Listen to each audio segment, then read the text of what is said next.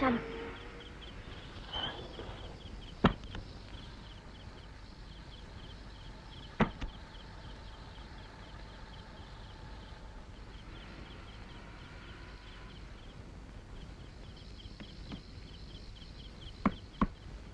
తీసే ఉంది.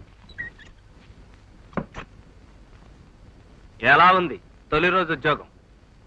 తీసేశారా మానేశావా?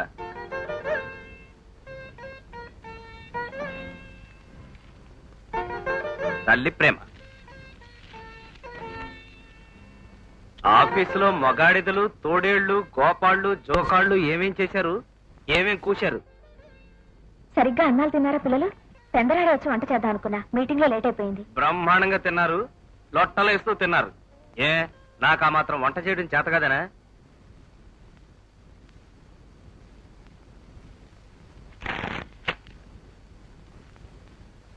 వడ్డించా, భోజనానికి రావచ్చు. భలే బాగా అరేంజ్ చేశారండి డైనింగ్ టేబుల్. అదే కదా, బుర్రలో రొమాన్స్ ఉండాలి. డ్యూటీలాగా పెట్టుకోవడం, తినడం, తొంగోవడం అయితే ఎలాగా? మడిసికి గుడ్డుకి తేడా ఏటుంటుంది? అరే బిర్యానీ, అన్నమే వండగలరా అనుకుంటే బిర్యానీయే చేసేసారే. చాలా బాగుందండి. భర్తలు చేయగలేని వంటగలదే భార్యలు సవాల్ చేసిన.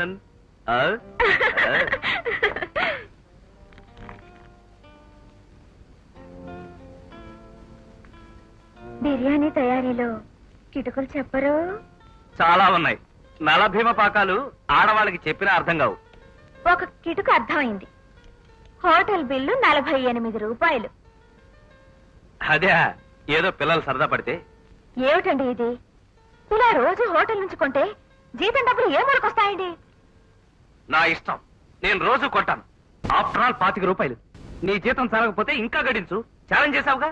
వద్దు, రేపటి నుంచి నేనే వంట చేస్తా. అక్కర్లేదు. ఏదో ఒక్కరోజు నీకు ఇష్టం కదా అని 4 డబ్బులు పెట్టి హోటల్ నుంచి తెప్పిస్తే ఇంత గొడవ చేస్తావా? నువ్వేం వంట చేయక్కర్లేదు, నేనే చేస్తాను. చేత కాకపోతే నేర్చుకుంటాను. మీకొక్కరికే కాదండి, మాకు తెలివితేటలున్నాయి. ఇప్పుడు నేను తప్పుగా ఏమన్నానండి? వస్తున్నాను, ఏడోకమ్మా.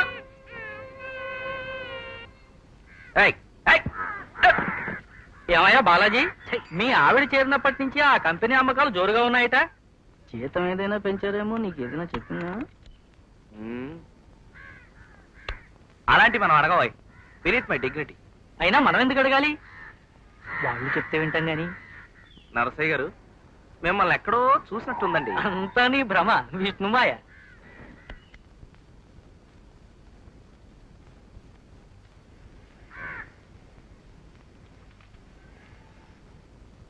ఫోను ఫోను, టీవీ బాలాజీ గారింట్లో ఫోను. అయ్యో అయ్యో, టెలిఫోను. త్వరగా కానివ్వండియా.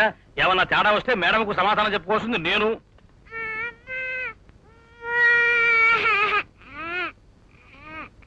ఎవరు మీరు? ఏమిటి గొడవ అంతా? What force! తమరు శ్రీ బాలాజీ గారే అయి ఉంటారు. మేడం గారు ఆఫీసులో తమరి గురించే చెప్తూ ఉంటారు. ఎస్. ఏమిటి గొడవ అంతా? టెలిఫోన్ పెడుతున్నావు సార్? నో, ఆఫీస్ టెలిఫోన్ మాకు అక్కర్లేదు. వీల్లేదు, నా టెలిఫోన్ నాకు వస్తుంది. What authority! మేడం గారు పెట్టమన్నారండి.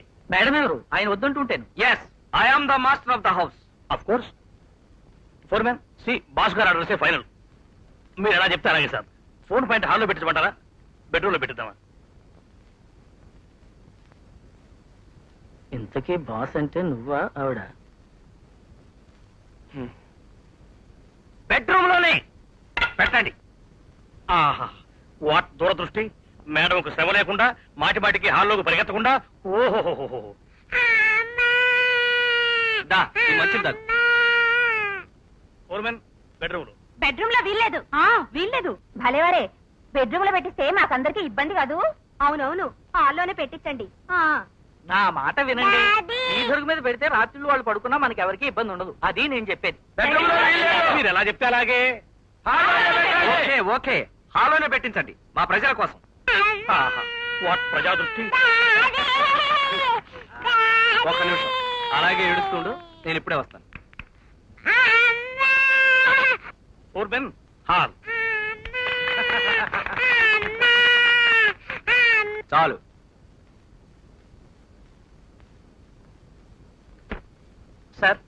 ఫోన్ పెట్టేశామని చెప్పడానికి మేడం గారికి ఒక ఫోన్ చేస్తానండి. చెయ్యొద్దు.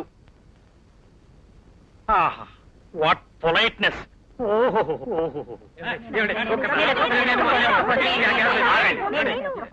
ఆగండి. ఈ ఫోను మహాపతివ్రత. నేను పిలిస్తేనే పలుకుతుంది. చెప్పండి, ఒక్కొక్కరు చెప్పండి, ఎవరికి చేస్తారు? కైకలూరులో మా మామగారిని పిలువబ్బాయి. మీ మామగారి నెంబర్ ఎంత? మా మామగారికి నంబర్ ఏమిటి? నాకొక్కడే మామగారు, ఒక్కడే మొగుడు. అది కాదు వదిన గారు, అక్కడ ఆయన ఫోన్ నెంబర్. అక్కడ అలాంటిదేమీ లేదు. అక్కడ కూడా ఫోన్ ఉండాలటమ్మా. ఏడ్చినట్టే ఉంది. ఇంకెందుకు వెదా ఫోను?